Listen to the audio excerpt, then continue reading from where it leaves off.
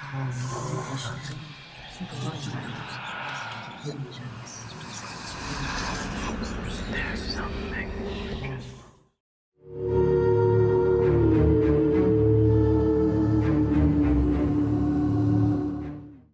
Real life haunted story में कितनी सच्चाई होती है? इसका अनुमान लगाना काफी मुश्किल है, क्योंकि हम एसेंशियली किसी के द्वारा कही गई बातों को सुनकर चीजें एनालाइज करते हैं। अब चाहे स्टोरी कॉन्जरिंग 3 की हो या फिर द हॉन्टिंग इन कनेक्टिकट की, कुछ लोग इसे सच मानते हैं, वहीं कुछ लोग इसे बस एक पब्लिसिटी स्टंट मानते हैं। ऐसी ही एक खास स्टोरी स्टीव लचांस की है, जो कि मई के 2001 में यूनियन मसूरी में एक नए रेंटेड घर में शिफ्ट होते हैं। पेशे से स्टीव एक कॉर्पोरेट ट्रेनर था जिनका रिसेंटली डिवोर्स हुआ था एंड स्टीव के बच्चों का नाम था एलाइजा, एलियट और इलाई। एलाइजा अपने दोनों भाइयों से बड़ी थी एंड एलियट और इलाई 11 और 12 साल के थे। नए घर को सेट करते वक्त एलियट को बेसमेंट में अजीब आवाजें सुनाई देती हैं और उसे थोड़ा वाइब्रेशन वगैरह भी फील होता है। इससे एलियट काफी डर जाता है, लेकिन एज यूजुअल एलियट की बातों का कोई भरोसा नहीं करता। उसी रात एलियट को कॉरिडोर्स में फिर से कुछ आवाजें सुनाई देती हैं और इस बार वो एक भूतिया आकृति भी देख पाता है। इस घटना के बाद भी ये फैमिली एलियट का मजाक बनाती है और इसके कुछ दिन बाद ये सभी अपने ग्रैंड पेरेंट्स के घर घूमने जाते हैं। वहां से वापस आने के बाद ये फैमिली नोटिस करती है कि उनके घर की सभी लाइट्स ऑन थी। स्टीव को लगता है कि शायद उनके घर में कोई ब्रेक इन किया है, लेकिन घर के सभी डोर्स और विंडोज सही वे में लॉक्ड थे। ऐसे में स्टीव सोचता है कि मे बी वही यहाँ से जाते वक्त लाइट्स ऑफ करना भूल गया होगा। इसके ठीक बाद स्टीव घर को चेक वगैरह कर रहा था जब अचानक उसे ऐसा महसूस होता है मानो कोई इलेक्ट्रिकल चार्ज उसके शरीर से पास करी हो। वंस अगेन स्टीव खुद को मनाता है कि मे बी ये एक राइटिंग इशू होगी, लेकिन तभी स्टीव को अपने बच्चों के कमरे से चिल्लाने की आवाज आती है और वो वहां जाता है। दरअसल एलाइजा ने कमरे के दरवाजे पे किसी शख्स को देखा था एंड समहाउ उनका रूम अपने आप लॉक भी हो गया था। इतना ही नहीं, इनके रूम के डोर्स पे नॉक हो रहा था, लेकिन स्टीव के आते सब कुछ काइंड ऑफ कंट्रोल में आ जाता है। इस पॉइंट पे स्टीव को भी पैरानॉर्मल चीजें महसूस होने लग गई थी, लेकिन फिर भी नेक्स्ट डे वो अपने डैड को वायरिंग वगैरह चेक करने बुलाता है। अब स्टीव के डैड जब वायरिंग को चेक कर रहे थे तो उन्हें बेसमेंट में बुचर शावर दिखता है। अब जिन्हें यहाँ बुचर शावर के बारे में नहीं पता, उन्हें मैं बता दूं कि तकरीबन 100 साल पहले कुछ फार्मर्स के घर में ऐसे शावर हुआ करते थे जिनका इस्तेमाल फार्मर्स किसी एनिमल्स को बुचर करने के बाद ब्लड स्टेन्स को हटाने के लिए करते थे। उस जमाने में यूजुअली ऐसा शावर खून से लथपथ होता था और ये इस घर में हुए वायलेंस का अर्ली इंडिकेशन था।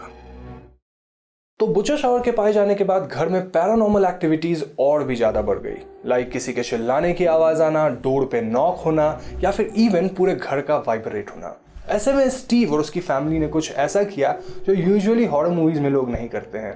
यस, वो लोग घर छोड़कर रातों रात भाग गए। इसके बाद ये प्रॉपर्टी फिर से सेल पे गई और ऐसे में लिंडा मार्श की फैमिली ने इस प्रॉपर्टी को रेंट किया। लिंडा की फैमिली में उनके हस्बैंड एनेथ और उनकी 13 साल की बेटी एशली भी थी और ये तीनों इस घर में रहने लगे। प्रोफेशन वाइज एनेथ एक नर्सिंग होम के मेंटेनेंस वर्कर थे और लिंडा किसी डिपार्टमेंट स्टोर की सेल्स एसोसिएटिव थी। घर को डेकोरेट करते वक्त लिंडा को ऊपर के फ्लोर से कुछ आवाजें सुनाई देती हैं, जबकि घर में उस वक्त लिंडा के अलावा और कोई नहीं था।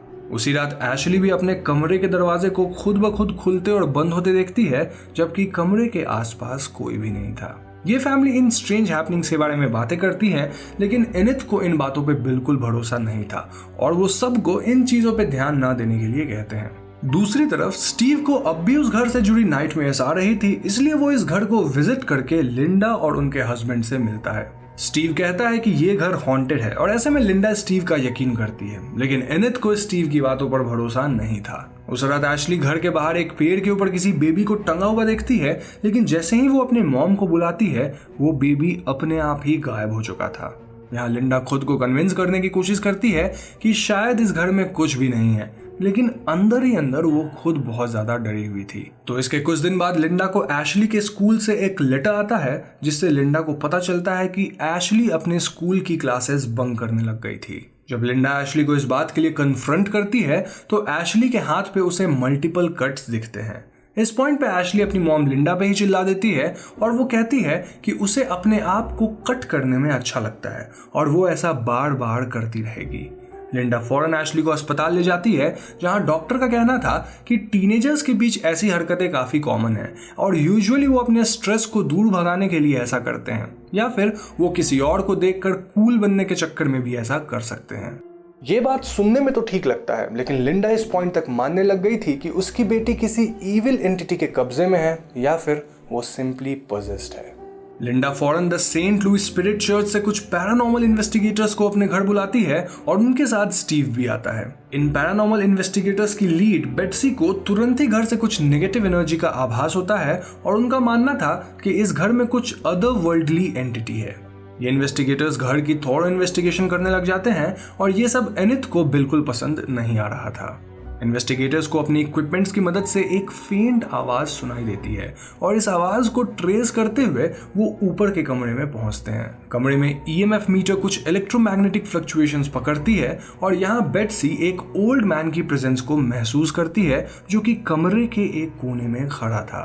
ये ओल्ड मैन बार बार कह रहा था कि दिस इज माई हाउस। इन बातों से बेट्सी ये अनुमान लगाती है कि जरूर ये बूढ़ा आदमी पहले इसी घर में रहा करता होगा और उसकी आत्मा आज तक इसे अपना घर मानती है और दूसरों को यहाँ नहीं आने देती है। खैर, बेट्सी एशली के कमरे को भी चेक करती है, जहां उसे पावरफुल नेगेटिव एनर्जी फील होती है। बेट्सी का मानना था कि एशली के पास कुछ साइकोकाइनेटिक एबिलिटीज है, जिसकी मदद से उसने खुद की एक नेगेटिव एनर्जी क्रिएट करी है और वो इसी रूम में है।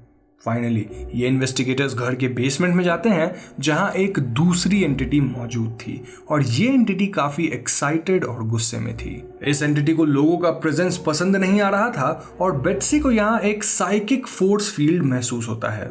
इन सभी चीजों को इन्वेस्टिगेट करने के बाद बेट्सी क्लियरली सेज कि ये घर हॉन्टेड है। इस बात को जानकर लिंडा काफी घबरा जाती है और वहीं स्टीव इस प्रॉपर्टी की हिस्ट्री को लेकर रिसर्च करने लग जाता है। स्टीव लोकल लाइब्रेरीज में प्रॉपर्टी के बारे में पढ़ता है, जहां वो जान पाता है कि कई साल पहले वो घर किसी कॉन्फेडरेट ऑफिसर का था। अनदर कॉन्फेडरेट ऑफिसर जिसका नाम कैप्टन विल्सन था, उसे फायरिंग स्क्वाड ने इसी प्रॉपर्टी पे शूट करके मार डाला था। इस घटना के अलावा इस प्रॉपर्टी पे कई शूटिंग्स और मर्डर्स हुई थी, विच प्रूव्ड कि ये घर ने काफी वॉयलेंस देखा है, जो कि मॉडर्न टाइम्स तक चला आ रहा था। मोरओवर हम जानते हैं कि इस घर में बुचर शावर भी था।